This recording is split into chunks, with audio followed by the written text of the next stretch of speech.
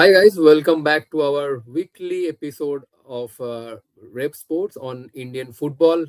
Last week also we did one what's trending in ISL, but this week we are doing this show, on the trending topics of Indian football. What's trending in Indian football? Not only in Indian Super League, but also the performance of our national team because our Indian under 17 women's team they played against Australia in the AFC Women's Asian Cup. Then our Indian men's under 17 team will also take part in the AFC under 17 Asian Cup from 6th of May. So we'll discuss that. And in ISL, a lot of things going on. Obviously, we have seen significant change in the position of few teams in the points table. Then there are a few controversies as well. Manolo Marquez made a controversial comment regarding AIFF.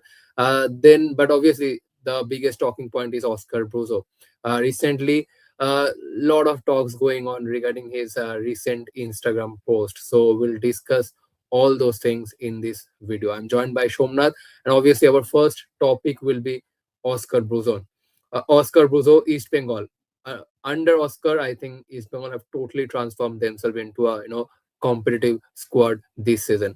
Even in the last 4 or 5 seasons, East Bengal they have failed to cross that ninth position hurdle, but this season they're doing really well in the IFSL, in the Super Cup, in the Durand Cup. They have impressed, and now in ISL, they are very much in the title contention. But at this at this situation, suddenly a lot of talks going on regarding Oscar Bruzon's Instagram post because where he has mentioned, that last dance May 2025. Is he indicating that after this ISL, he will part ways with East Bengal? He will end his career at East Bengal because recently one platform also tweeted that this might be the last season for Oscar Bruzon at East Bengal. A lot of talks going on, but if you ask us about our own opinion, that I would say that this is not the right time to post this kind of thing for Oscar Bruzon.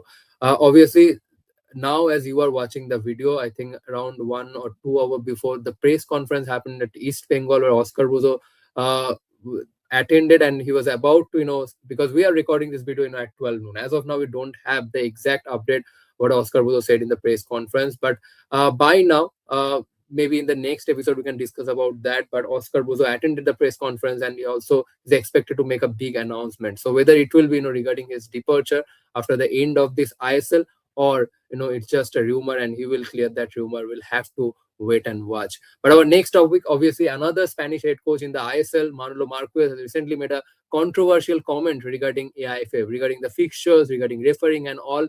Shomnath, your thoughts on that? Yes, this year's ISL has been a season with uncertain areas, obviously, but in the last few seasons, we have seen ISL particularly dominated by a few clubs, but this season it's an exception. We are almost in the fag end of this season, but still we don't know who are the clear favorites to win the ISL title. Obviously, many clubs like East Bengal, Mohun Bagan, Mumbai City FC, they are in the race very well, but if we talk about FC Goa, a side with only two foreigners who have been competing in this season pretty well, but in the last match against Jamshedpur FC in Jamshedpur FC's home ground, things were not pretty good for FC Goa. They have lost against Jamshedpur by 2-0, and obviously Manolo Marquez went all out because of this frustration. In the pre-match press conference of this Goa Jamshedpur match, also, Manolo Marquez obviously mentioned that the scheduling of this tournament is not up to the mark. He has also compared the AIFF regime to a dictatorship, and he thinks that only few teams are getting advantage of this schedule. For example, East Bengal, Mohun Bagan, they have played only 9 matches till now, and they have 4 matches remaining in their hand. Whereas if you talk about teams like FC Goa, Jamshedpur FC, they have already played 11 matches. Only 2 matches are left for them, and it's very difficult to predict whether they will whether they will be able to win the league or not, because East Bengal or Mohun Bagan, teams like this, they can strategically plan their matches accordingly, looking to another teams. If some team has 22, 23 points, they will plan accordingly. Yes, we can defeat the easier teams, and we can play safe in the difficult matches. So this is a clear cut advantage to some teams, obviously, but Manolo Marquez obviously mentioned this, that this is the result of very poor scheduling from the AIFF. And also he has made his remarks on referring to in the Jamshedpur and FC Goa match in the 13th minute. I guess in the 13th minute, FC Goa had a clear-cut chance of scoring a goal, scoring the opener of that match. Nemil was brought down by one of the Jamshedpur defenders, Pratik Chaudhary, and it was shown a yellow card. It was a clear-cut foul, but it was also a clear-cut golden goal scoring opportunity. And Manolo Marquez thinks that that should have been a red card. If that was a red card, then the whole result of the match could have been different. Jamshedpur had to play with 10 men for the rest of the match, and also that could easily affect the result of this game. But obviously, that is the conclusion. Manolo Marquez has lashed out to the AIFF, compared them to a dictatorship, and obviously made his remarks on the ISL scheduling and obviously the refereeing. Exactly. I mean, Manolo Marquez is not the first time that he has, spoken against AIFF. Before this, multiple times we have seen this, even during his national team head coach role. Also, he spoke out about, the right and wrong of AIFF. So this is not the first thing. But there is another controversy, obviously, and this time again, it's Mohammedan Sporting Club. I mean, last season also, we all know what actually happened. Mohammedan, they were struggling, at the bottom of the table. And then again, there were a few foreigners who went to FIFA to protest against the club because of their dues, their salaries. And again, same thing happened this season as well. Obviously, the club is in the relegation zone right now. Uh, they are 3 points of 10 games, if I am not mistaken. But they have opportunity, to avoid the relegation, because Odisha is not away from them. Odisha, they are at 6 points, so Mohammedan have a golden opportunity if they can make a strong comeback in the last few games. Suppose they can, make a, they can avoid their relegation. But at this situation now, another problem has hit the club. That is, the players are boycotting their training session because of their salary, their payments due, and again, it's raising the questions regarding the professionalism of the club. The same thing happened last season as well, but the officials are repeating the same thing again this season. This season they are playing with a very low budget squad without any foreigner, but still, they are not paying their salaries of their players.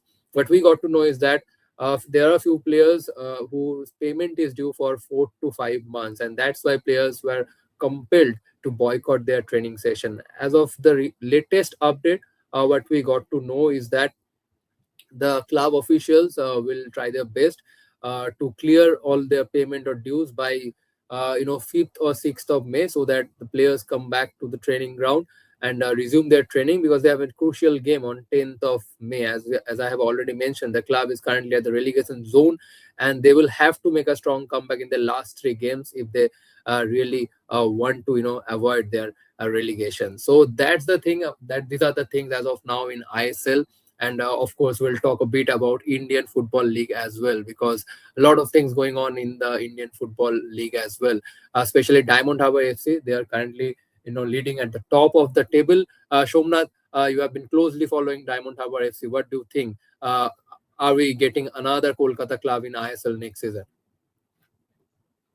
Yes, obviously. I think Diamond Harbour is just 1 or 2 wins away from the ISL spot, and the season for Diamond Harbour has been remarkable to say the least. Obviously, they have built a formidable team, and if we see the journey of Diamond Harbour FC, they are not a very old club. They are a very new club, only founded 3 to 4 years back. They have, and I think in Indian football, they are the only club who has completed this Indian football hierarchy from firstly competing in I League 3, then qualifying to I League 2, and now they are playing the I League, and most probably they are the favorites. They are by far the most favorite team to qualify from the I League to ISL, and they have completed each and every league, and that's a very good. I mean, that's a really good example for any club, and really big. Role model. Diamond Harbour could be a good role model to any other club who are right now who want to play in the ISL. And obviously, Diamond Harbour, if we talk about this season, they have built a formidable squad with great players, ISL experienced players. They have also recruited ISL experienced foreigners like Luka Machen.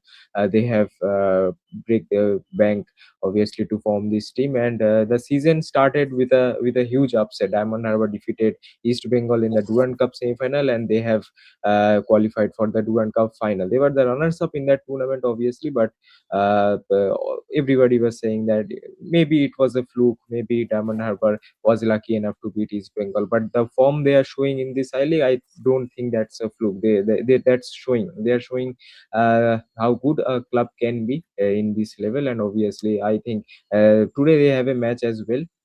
If they are able to win today's match, I think it's all done and dusted. Diamond Harbour will qualify for the ISL, and the fourth team from Kolkata who are qualifying to the ISL, and it's a great achievement. But at the same time, since we have talked about Mohammedan FC, I think they are very close to that relegation zone. So we can see one Kolkata club replacing another Kolkata club in the ISL. But so far in I League, Diamond Harbour, they are way above every other team, and I think they are just 1 or 2 wins away from getting their ISL spot.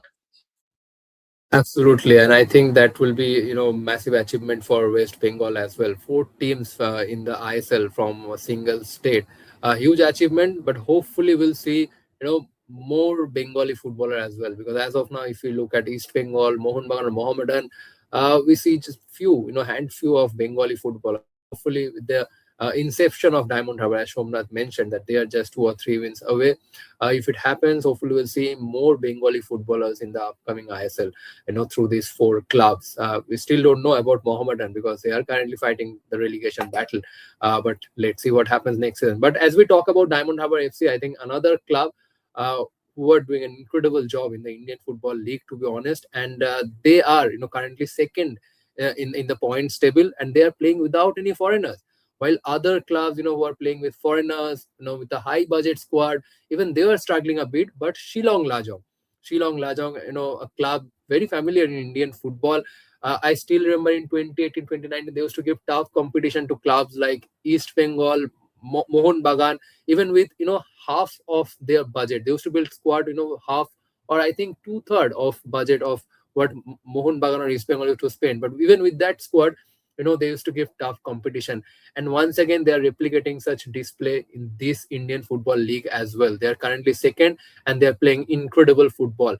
Every expert, every football journalist are talking about their football display this is in the I League. And the best part is they are playing without any foreigner. They are giving opportunity to their homegrown talent. So obviously, maybe it will Diamond Harbour, will walk away with the Indian Football League title. But one of the best story will be Shillong Lajong if they manage to, finish second at the points table without any foreigner. So that will be a great story.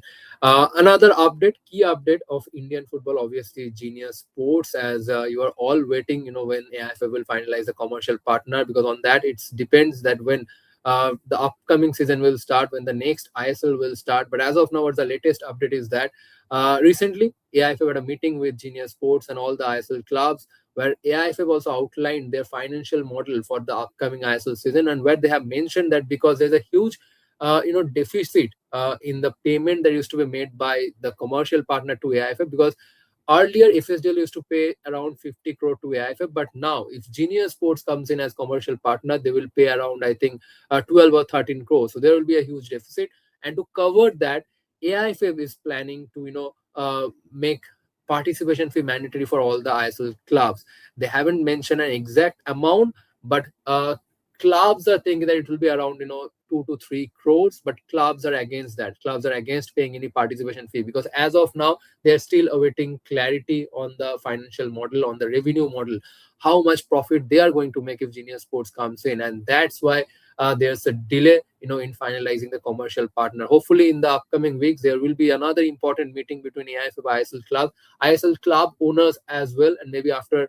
And I think obviously that will be a crucial meeting where Genius Sports again will present their financial plan for the upcoming ISL. So that's the latest update regarding the commercial partner of Indian Super League. And before ending, I think we should talk about our Indian women's team. Yes, they have lost 0-2 to Australia in the opening game of the AFC Women's Asian Cup, which made me remember about India's AFC Asian Cup 2023 in Doha, where Indian men's team also lost to Australia 0-2. But Somnath was following the game closely yesterday. Somnath, what's your thoughts on our women's team performance? Do you think there's still expectation to make it to the next round? Obviously, we know that this Indian women's team, under 17 women's team, have that quality to compete at the highest level. I mean, in the AFC under 17 Asian Cup qualifiers, they have defeated two strong teams like Uzbekistan and Kyrgyzstan. But obviously, the group in which India is placed, along with Japan, Australia, and Lebanon. Lebanon is that match. Lebanon match will be the key for India, and we can see it can be a virtual quarterfinal for India as well. Obviously, yesterday India faced Australia and goes down 2-0. But uh, only one positive takeaway from that match will be that India has considered a very less amount of goals. Only two goals they have considered, which is a obviously good takeaway. But whereas if we look at the Lebanon match, Lebanon versus Japan match, Lebanon had a bad outing. To be honest, 13-0 defeat against Japan. Easily shattering their hopes for the last eight. But here India can obviously cash in. The match against Lebanon will be the decider. If India gets 3 points, then obviously they have a very good chance to go to the last eight. But obviously, India needs to be concerned. India needs to be clever against the match against Japan on 5th May. India will be playing against Japan, and in that match, the only focus India should have is that against this strong Japan side, attacking Japan side, they need to be compact while defending. They at most they can concede 3 to 4 goals, but not more than that. If the once Japan will open the scoring, the gate locks will open. And obviously we have seen this in women's football. Once a dominant side scores a goal, then they will repeatedly score many a goals they can. But obviously India needs to be compact, India needs to be clever, and that's a huge role, that's a huge task for Pamela Conti. She needs to train their players. She needs to give a message to their players that against Japan, if they manage to concede only 3 to 4 goals, then there is a very good chance for India to qualify for the last 10. And also, India needs to keep an eye on other opponents from the other groups. From Group A, they need to keep an eye on Myanmar, Thailand. From Group C, they need to keep an eye on Philippines, Chinese Taipei. And obviously, 3 points in this type of tournament, in this format, where two best placed teams from each group qualifies for the last 10, and also two third best placed team qualifies. And in this format, 3 points is huge. So again, a win against Lebanon obviously would work wonders for India. But obviously we should keep the goal difference in mind as well. But obviously against Lebanon, the 3 points will be crucial for India to qualify for the next stage. Absolutely, that means the chance is not over. It's not over for Indian women's team. There's still, a chance for them. So let's see whether they can make it or not. And similarly, our Indian under 17 men's team also stand a chance to qualify for the under 17 World Cup for the first time on their own merits, because Bibiano Fernandez and his boys will open their campaign on 6th of May in Saudi Arabia. So obviously they need our support. We all need to back them because a huge opportunity for them, especially with Korea withdrawing from their group. They will have to play against Australia and Uzbekistan. Obviously, two tough game. But suppose if they can manage, at least a win or two draws, I mean one against Australia and another against Uzbekistan, then they will open the door, to the FIFA Under 17 World Cup for the first time on their own merits. An important week coming for Indian football, not only our national team but also in ISL as well. A lot of exciting games, especially Mumbai versus East Bengal. East Bengal FC, another title deciding game. Then Mohun Bagan versus FC Goa. Mohun Bagan will go to Goa to face FC Goa, another crucial game. So a lot of things coming in the upcoming week of Indian football. Again, we'll be back next Sunday to discuss the trending topics of ISL or Indian football. So stay tuned to Revsportz. And also, if you have any opinion, let us know in the comment section below. So that's it for now. Stay tuned to Revsportz. See you in our next video.